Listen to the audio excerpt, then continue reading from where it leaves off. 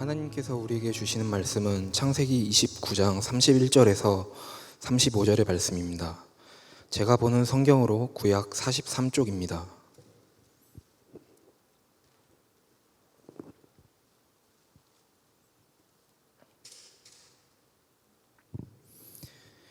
이제 창세기 29장 31절에서 35절의 말씀을 봉독하겠습니다. 다 함께 일어나셔서 하나님의 말씀을 경청하시기 바랍니다. 여호와께서 레아가 사랑받지 못함을 보시고 그의 태를 여셨으나 라헬은 자녀가 없었더라. 레아가 임신하여 아들을 낳고 그 이름을 르우벤이라 하여 이르되 여호와께서 나의 괴로움을 돌보셨으니 이제는 내 남편이 나를 사랑하리로다 하셨더라. 그가 다시 임신하여 아들을 낳고 이르되 여호와께서 내가 사랑받지 못함을 들으셨으므로 내게 이 아들도 주셨도다 하고 그 이름을 시므온이라 하였으며 그가 또 임신하여 아들을 낳고 이르되 내가 그에게 새 아들을 낳았으니 내 남편이 지금부터 나와 연합하리로다 하고 그의 이름을 레위라 하였으며 그가 또 임신하여 아들을 낳고 이르되 내가 이제는 여호와를 찬송하리로다 하고 이로 말미암아 그가 그의 이름을 유다라 하였고 그의 출산이 멈추었더라. 아멘. 오랜만에 우리 청년들과 함께 말씀이 나눕니다. 선교여행을 다녀오고 여러분의 얼굴을 한 거의 2달 만에 뵙는 것 같습니다. 여러분은 별 감흥이 없는 것 같군요. 네. 오늘 말씀은 야곱, 우리가 저와 함께 야곱을 계속 오래 보고 있는데 야곱 이야기 중에 야곱을 보기보다 오늘은 레아를 볼 계획입니다. 오늘 말씀을 읽어서 눈치를 채셨겠지만 야곱의 인생 중에 2 여인이 있죠. 라헬과 레아인데 그 중에 레아를 오늘 보려고 합니다.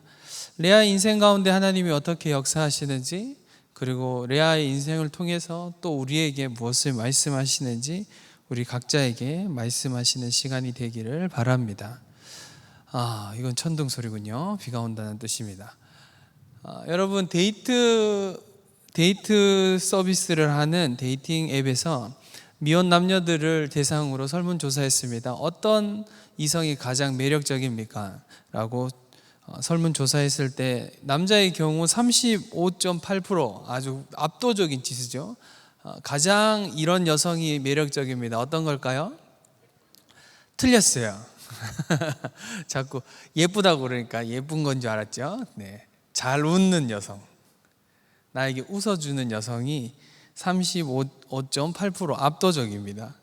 예쁜 건 없습니다. 왜냐하면 모두가 알고 있기 때문에 그건 제외하고, 그건 빼고 그냥 대답하는 거예요. 그 다음이 애교가 많은 여성이었습니다. 여성의 경우 어떤 남자가 매력적입니까? 이렇게 물었을 때 25%가 이렇게 대답했습니다. 어떤 남성일까요? 자매님들? 네, 유머가 있는 남자, 유머가 뛰어난 남성이 매력적이다라고 이야기했고, 24%가 자주 연락이 잘 되는 남성, 이야기하면 잘 받아주고 말이 통한다는 말이죠. 그런 남성이 매력적이다라고 이야기했습니다. 여러분, 웃는 것이 중요합니다. 형제님들, 자매님들, 특히 자매님들, 웃는 것이 중요함을 우리가 오늘 깨달을 수 있잖아요. 잘 웃으시기 바랍니다. 아무데나 웃으면 안 됩니다. 그런데 아무데나 막 웃고 다니면 안 되고, 내가 매력을 느끼는 이성에게 웃으셔야 됩니다. 우리 공동체에서 계속해서 결혼의 소식이 끊임없이 들리길 소망합니다. 진짜입니다. 레아라는 여성, 레아는 여러분이 얼마나 알고 있는지 모르겠어요. 레아를 가끔 제가 소개했을 때 기억이 나지 않겠지만 라헬과 함께 소개했을 때 라헬은 축약해서 성경이 이렇게 얘기했습니다. 아리답고 예쁘다, 곱다, 말 그대로 그냥 예쁘다. 한눈에 봐도 라헬은 예쁜 자매였고 레아는 눈이 어두웠다. 눈이 어둡다는 말은 직역하면 눈이 어두운 거고 눈 시력이 나쁘다 이런 말입니다. 기본적으로는 시력이 나쁘기 때문에 어떻게 됐을까요? 뭔가를 쳐다봐야 될 때마다 인상을 써야 되는 거죠. 그러니까 인상을 늘 쓰고 있는 겁니다. 야곱도 당연히 라헬에게 마음을 뺏길 수밖에 없죠. 우리가 말씀을 읽진 않았지만 21절부터 21절부터 이야기가 라헬을 위해서 7년간 야곱이 고생했는데, 그리고 라헬과 결혼하는 줄 알았는데 그날 밤에 갑자기 레아가 자기의 침소에 들어와서 같이 잠을 자고 아침에 일어나 보니까 레아였더라. 이런 이 사태가 일어난 것입니다. 어떤 부분은 어떻게 모를 수 있지? 라헬인지 아닌지 확인도 안 하나? 모를 수 있지? 이렇게 생각할 수 있지만, 고대의 상황, 고대의 불이 캄캄하고 아무것도 없는, 그리고 이스라엘의 결혼 문화, 술을 엄청 먹습니다. 포도주를 밤새도록 신나고 즐겁게 사람들과 행복하게 그렇게 일주일 동안 먹습니다. 난리가 나는 거죠.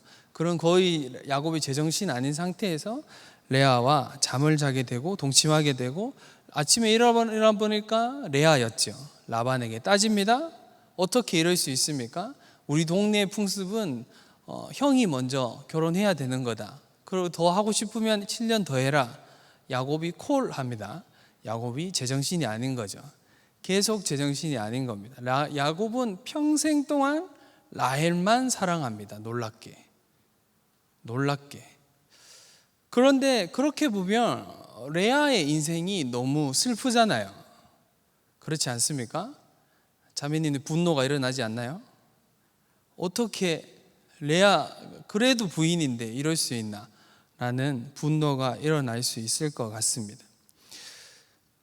현대사회는 여성이든 남성이든 외모, 지상주의, 얼굴, 몸매 이런 것들을 통해서 사람을 판단하고 사람이 어떤 사람이다, 좋다, 나쁘다를 판단할 정도로 그렇게 미디어는 우리에게 요구하고 있습니다. 그래서 남녀노소 할 것 없이 다이어트를 하고 자기를 관리하고, 사실 어떤 면에서 건강을 해치면서까지 다이어트를 하는 분들이 있습니다. 사랑하는 형제 자매 여러분, 건강을 해치면서 다이어트는 하면 안 됩니다. 저는 다이어트를 좀 해야 됩니다. 네, 다이어트를 계속 하고 있습니다. 한 10년이 넘은 것 같은데 체중이 10kg를 빠졌다가 다시 쪘다가 빠졌다가 뭐 이렇게 하고 있어요. 네, 여러분 다이어트를 하든 자기 몸 관리를 하든 건강을 유지하면서 해야 되는 겁니다. 레아의 삶에 있어서 야곱이 자신을 사랑하지 않는다라는 건 가장 치명적인 결핍이었습니다. 사실 레아의 인생에서 어쩜 야곱에게 처음 들어가던 날, 결혼했던 그날은 모든 관계가 깨어진 날입니다. 아버지에 대한 신뢰, 분명히 레아도 알았잖아요. 야곱이 라헬을 위해 그렇게 수고했다라는 거. 레아가 누구와 가장 친했을까요? 라헬과 가장 친했겠죠. 어렸을 때부터 자매로 자라왔으니까. 야곱과도 가깝게 지냈을 겁니다. 7년 동안 사촌지간이니까 같이 지내면서 한 집에서 그렇게 관계를 유지하고 있다가 어느 날 갑자기 아버지가 나보고 들어가래. 레아의 선택이었던 아버지의 관건이었던 상관없이 그날 레아에게 있어서 가장 가까운 관계 모두가 깨어지는 날이었습니다. 라헬과도 관계가 깨어지고 야곱과도 관계가 깨어지고 아버지에 대한 신뢰도 깨어지는 날이 라헬이 시집가는 그날이었습니다. 레아죠. 죄송해요. 레아가 시집가는 그날이었습니다. 레아에게 있어서 인생에서 남편이란 문제, 다 괜찮아. 그래 뭐 어떡하겠어. 시집 가면 되는 거니까. 근데 모든 건 괜찮은데 남편이 나를 사랑하지 않는 문제는 인생에 있어서 가장 핵심적인 문제가 발생한 것입니다. 특별히 고대 사회에서 지금은 이혼하면 되잖아요. 그냥 이혼하고 그냥 나의 삶을 살겠다 이렇게 살 수 있잖아. 그런데 고대 사회에서는 그럴 수 없는 겁니다. 고대 사회에서 특별히 여성은 남자에게 종속될 수밖에 없는 것이죠. 그래서 레아에게 있어서 남편 야곱과의 관계를 회복해야 되는 건 가장 삶의 큰 문제였습니다. 여러분 가운데 결핍이 있습니까? 여러분 가운데 치명적인 결핍, 이것만 있으면 좋겠는데 하나님 이것만 허락해 주시면 안 될까요? 이것만 주시면 다른 건 다 괜찮습니다. 어떤 사람들은 학업일 수도 있고, 우리 청년들은 취업일 수도 있고, 또 어떤 사람들은 결혼일 수도 있고, 갖가지 문제일 수도 있습니다. 아무나 보고 당신은 나의 형제입니다, 나의 자매입니다, 이렇게 하면 안 됩니다. 혼날 거예요. 홍군형이 날 겁니다. 여러분 삶에 치명적으로 결핍이 있는 부분, 이것만 있으면 되는데, 이것만 해결해 주시면 하나님 제가 무엇이든지 하겠습니다 하는 부분, 그런 부분이 있습니까? 오늘 레아에게 있어서는 남편의 사랑이 그런 부분이었습니다. 우리 인생에서 아무리 애쓰고 노력하여도 바뀌지 않는 문제 같은, 이 문제만 바뀌면 인생이 달라질 것 같은데, 그러면 괜찮을 것 같은데, 아무리 애쓰고 노력해도 바뀌지 않는, 여전히 나의 삶의 초롱송처럼 버티고 있는 문제, 그 문제에 대해서 오늘 주님이 우리에게 말씀하십니다. 레아의 삶에 주님이 어떻게 역사하시고, 레아는 자신의 삶의 가장 치명적인 결핍인 남편의 사랑을 어떻게 이해하고 극복하고 자신의 삶을 살아냈는지 오늘 보려고 하는 것입니다. 오늘 본문을 보면 하나님께서 레아의 삶에 개입하십니다. 오늘 본문에서 반복적으로 계속 나오는 단어가 있지요. 여호와께서입니다. 여호와께서 레아의 삶에 개입하십니다. 여호와께서 레아가 사랑받지 못함을 보셨다라고 이야기합니다. 여호와께서 나의 괴로움을 돌아보셨다라고 이야기하고, 여호와께서 내가 사랑받지 못함을 들으셨다 이야기합니다. 계속해서 반복적으로 여호와께서. 여러분, 하나님이 우리의 삶에 개입하십니다. 우리의 삶을 돌아보시고 우리의 삶을 이해하십니다. 온통 관심이 남편에게 쏠려 있는 레아를 향해서 하나님이 찾아오시고, 레아가 하나님께 구하지 않았지만 하나님이 먼저 찾아오셔서 레아를 돌아보시고 레아에게 아들을 허락하십니다. 여러분, 고대 사회에서 아들을 가진다라는 건 대단한 권리자, 권력이고 여성이 가질 수 있는 가장 뛰어난 특권이었습니다. 우리가 사극 같은 거, 조선왕조실록 이런 거 모르죠? 네. 우리가 궁에서 일어나는 어떤 사극 같은 것들을 보면, 조선시대 사극 같은 것들을 보면 가장 암투가 심한 곳이 어디입니까? 중정과 후궁들이잖아요. 거기에 핵심은 뭡니까? 아들을 낳았느냐 못 낳느냐입니다. 아들을 가지고 있느냐 가지고 있지 않느냐의 문제인 것이죠. 고대 사회에서 아들이라는 건 대단히 중요한 문제입니다. 레아의 삶에 하나님이 찾아오십니다. 레아가 사랑받지 못함을 보시고 그의 태를 여십니다. 그리고 아들을 낳게 됩니다. 그의 아들이 루벤, 첫 번째 아들 이름이 루벤입니다. 하나님이 나의 괴로움을 돌아보셨다라는 뜻이지요. 레아가 그것으로 인해 너무 기뻐합니다. 이제 내가 아들을 낳았으니 남편이 나를 사랑하겠지. 기대한 것이죠. 나를 사랑하겠지. 나를 이제 돌아보고 아내로 대해주겠지. 이렇게 기대하였습니다.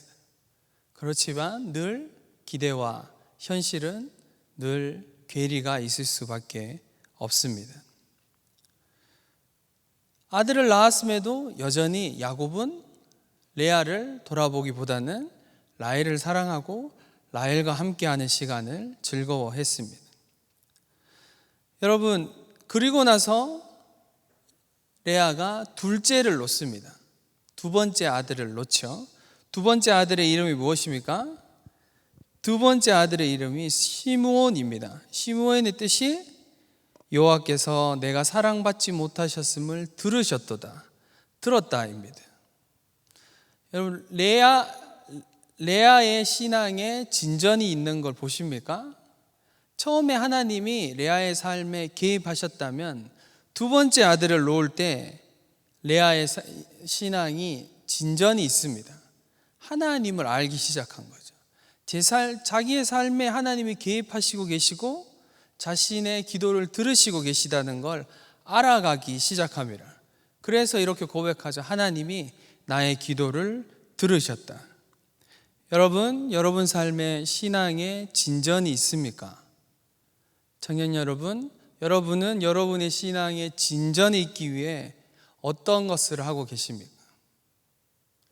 정죄감을 가지라고 이야기하는 건 아닙니다.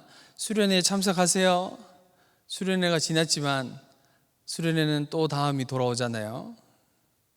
수련회가 늘 있는 수련회라고 생각하면 맞습니다. 늘 있는 수련회. 그러나 그 수련회에 내가 하나님을 더 알기 원하고 내 삶을 떼어서 내 시간을 들여서 하나님 앞에 나오는 건 이전의 수련회와 또 다른 수련회인 것입니다. 사랑하는 청년 여러분, 수련회뿐만 아니라 오늘 이 예배 그리고 여러분 삶의 개인의 삶 가운데 묵상과 기도와 말씀을 읽는 삶, 하나님을 알기 위해서 내 믿음의 진전을 위해서 여러분은 무엇을 하고 계십니까? 여러분의 신앙은 성장하고 있습니까? 내가 보기에 나의 신앙은 제자리에 도는 것 같을 때가 있습니다. 사실 내가 보기에 나는 신앙이 이렇게 쑥쑥 자라는 것처럼 보이진 않습니다. 가장 여러분 태어난 아이가 가장 많이 자랄 때가 언제입니까? 아기일 때입니다. 하루가 다르게 자랍니다. 신앙도 비슷합니다. 하나님을 처음 만나고 하나님을 인격적으로 그분이 나의 삶의 주인 되시구나라는 걸 처음 깨닫고 은혜를 잊고 나면 그 사람의 삶이 급속도로 신앙이 성장합니다. 그런데 어느 시간이 되면 성장하지 않는 것처럼 느껴질 때가 있습니다. 여러분이 중딩 때, 고딩 때 정말 안 크죠. 빨리 어른이 되고 싶다. 청년 되면 마음대로 해야지 막 이러고 그러고 있었는데 시간 정말 안 가네. 그러고 있었을 때 여러분 신앙도 비슷합니다. 어느 순간부터 신앙이 정체 같은 것이 우리의 삶에 찾아오죠. 그럴 때 우리는 어떻게 해야 됩니까? 하나님 여전히 기도하고 여전히 예배 드리지만 신앙의 진전이 별로 있는 것 같이 느껴지지 않습니다. 수련회 와도 또 이번에도 수련회 괜찮네 강사 찬양팀 이번에 좀 잘하네 이러고 앉아있는 우리의 삶이 되어 갈 수 있습니다. 특별히 일청들은, 특별히 30대 후반에 달리고 있는 분들은 내가 하루 이틀 수련회 하는 게 아닌데. 사랑하는 청년 여러분, 권면합니다. 우리의 신앙은 멈춰 있지 않습니다. 우리의 신앙은 정체되지 않습니다. 놀랍게 뒤로 물러나든지 앞으로 전진하든지 둘 중에 하나밖에 없습니다. 여러분의 신앙이 혹 요즘 예배 드리는 것도 기도하는 것도 말씀을 보는 것도 주님을 찾는 내 마음도 이전과 같지 않다라고 생각된다면 여러분 삶을 돌아보셔야 됩니다. 신앙은 앞으로 전진하든지 뒤로 물러나든지 밖에는 없습니다. 여러분 삶이 계속해서 하나님을 향해서 전진해가고 자라가고 성장하기 위해서는 제가 아는 한 말씀을 듣고 말씀을 읽고 말씀을 묵상하고 기도하고 예배에 참여하는 것입니다. 새로운 게 없죠. 놀랍게 새로운 게 없습니다. 그런데 놀랍게 새롭습니다. 제가 청년 사역을 하다 보면 가끔 우리 교회는 아닙니다. 여러분 이런 얘기 들으면 약간 불안하죠. 우리 교회는 아니지만 청년 사역을 계속 하다 보면 가끔 교만한 청년들을 만납니다. 보통 이런 교만한 청년들은 20대 초반의 형제들입니다. 신학교에 갔든지 한참 중고등학생 때 회장직을 달고 막 이렇게 쭉 리더십으로 있으면서 성경을 몇 번 읽어보고 그리고 성경 아카데미나 공부하는 신앙 공부하는 부분들을 조금 어려운 책을 읽어보고 그리고 나서 이제 성경을 펴도 이해가 안 되는 부분이 없는데 이 정도로 교만해지는 친구들이 가끔 있습니다. 그런 친구들이 가끔 찾아와서 이야기하면 목사님 이제 성경에 이해되지 않는 부분은 저는 없는 것 같습니다. 제가 누구를 가르치고 누구를 좀 이끌어야 되지 않겠습니까? 저를 리더로 세워주십시오. 막 이런 친구들이 있어요. 그런 교만한 것들이 나타나면 제가 아무 말 하지 않습니다. 왜 아무 말 하지 않을까요? 말을 해도 못 알아들으니까요. 밥이나 먹으러 가자 이럽니다. 밥 먹으러 가자. 밥이나 먹을까? 이렇게 얘기합니다. 여러분, 우리가 우리의 삶에서 신앙이란 건 성숙해 간다라는 건 하나님을 향해 자라간다라는 건 아주 지루하고 늘 하던 일을 해야 되는 것 같고 똑같은 성경을 매년 조금 있으면 백설기 합니다. 여러분 틈새 광고입니다. 백설기를 하자고 하고 이번에는 30명이 넘기를 아버지 우리가 400명 가까이 되는데 30명 10% 이상이 안 됩니다.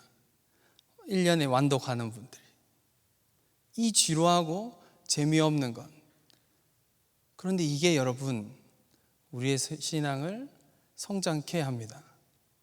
놀랍게도 가장 기본적이고 늘 반복하고 새로울 것 없는 것 같은 오늘도 예배를 드리러 오면서 여러분 어떤 기대를 가지고 오셨습니까?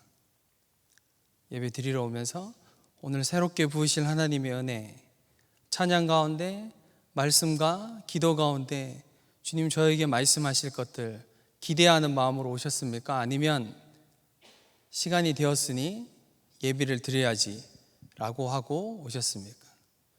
기대하기로는 우리 천안중앙교회 청년부들은 매주 예배를 올 때마다 아니면 예배에 와서 그 자리에 앉을 때마다 하나님 오늘 저에게 말씀하여 주십시오. 저에게 임하여 주시고 임재하여 주십시오. 말씀 가운데 저에게 말씀하여 주시고 기도 가운데 저의 기도 가운데 함께하여 주시옵소서 기도하는 우리 모두가 되기를 바랍니다. 셋째 아들을 낳을 때까지 레아의 모든 관심은 남편이었습니다. 하나님이 나의 기도를 들으시고 하나님이 나의 삶에 개입하시고 나의 삶에 함께 하시는구나라는 걸 깨달아가고 우리가 가진 신앙처럼 하나님이 정말 살아 계시는구나. 내 삶에 개입하시고 계시는구나. 나의 기도에도 응답하시는구나 하고 있었지만 그것을 알았지만 레아는 여전히 모든 관심은 남편의 사랑이었습니다. 남편이 나를 사랑하는 것 그것에 삶의 모든 가치를 두고 자신의 삶을 살았습니다. 그렇게 온통 자신의 관심이 남편에게 쏠려 있었을 때 그리고 넷째가 태어납니다. 넷째가 태어났을 때쯤 레아의 신앙이 하나님을 향해 한층 더 성장하고 성숙합니다. 그걸 어떻게 할 수 있습니까? 그걸 넷째 유다의 이름에서 알 수 있습니다. 그동안에 남편이라는 시야에 갇혀있던 레아의 신앙이 늘 시선이 남편에게만 쏠려있던 레아의 시선이 하나님께로 향하기 시작했습니다. 유다의 이름의 뜻이 무엇입니까? 여호와를 찬송하리로다. 그렇게 커 보이던 문제 이것만 해결되면 괜찮을 것 같았던 그 문제에서 벗어나서 하나님을 찬송하리로다. 하나님께로 시선을 돌리기 시작했습니다. 남편인 야곱이 사랑을 여전히 받지 못함에도 여호와를 찬송하리로다. 깨어진 관계가 아직도 아픔으로 남아있지만 여호와를 찬송하리로다. 상황과 환경이 변한 것이 없지만 여호와를 찬송하리로다. 앞이 캄캄하고 답답하여도 여호와를 찬송하리로다. 여러분, 레아가 지금 자포자기한 것입니까? 아닙니다. 될 대로 되라, 이제 모르겠다. 아무리 해도 안 되네. 그냥 포기하고 있는 겁니까? 아닙니다. 레아는 그런 것이 아닙니다. 레아는 지금 자신의 문제보다 더 크신 하나님을 만난 것입니다. 여전히 상황은 변하지 않고 사랑은 받지 못하고 있지만 이후로 오랫동안 레아의 인생에서 이 문제는 해결되지 않습니다. 오랫동안 이후에도 여전히 자신의 삶의 아픔으로 남아있지만 레아가 하나님께로 시선을 두기 시작했을 때 그 문제로부터 벗어나기 시작한 것입니다. 여러분, 여러분의 시선은 어디에 있습니까? 여러분의 문제에 있습니까? 여러분 삶에 개입하시고 계시는 하나님께 있습니까? 사랑하는 청년 여러분, 여러분의 시선을 돌려서 하나님께로 향하시기 바랍니다. 여러분 끊임없이 하나님께 나아가십시오. 그 지루하고 답답한 것 같은, 계속해서 목사님이 하라고 요구하는 말씀을 읽고 기도하고 묵상하는 일을 끊임없이 하나님께 나아가십시오. 끊임없이 하나님께 나아가면 여러분, 단언하건대 여러분이 알지 못하는 하나님과 동행하는, 하나님이 내 삶에 개입하실 뿐만 아니라 내 삶 전체에 주님이 나를 이끌어 가시는 것이 어떤 것인지 깨닫게 될 것입니다. 여러분, 유다가 누구입니까?